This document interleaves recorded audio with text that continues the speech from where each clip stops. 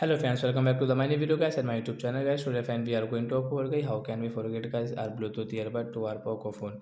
Guys, you want to forget guys your Bluetooth earbud to your Poco phone, so how can you forget it?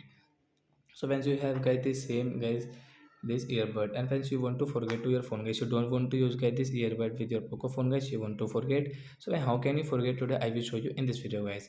So before starting video, fan, first of all go and subscribe the channel guys, click the bell icon, like my video.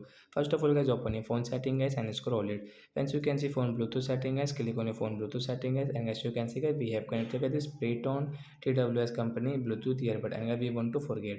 So just tap here this right side guys, and guys you can see your device name. So you want to change get this your Bluetooth earbud device name guys, you can change from here, and guys you can see phone calls and video call you can on and off from here guys. Tap on unpair option to forget, then it will forget guys, you cannot use guys. If you use, so you will have to connect again, means you will have to click on this pair option, then guys you can use this earbud. So like that guys, you can forget your Bluetooth earbud to your Poco phone. So that's it guys, thanks for watching the video, bye guys.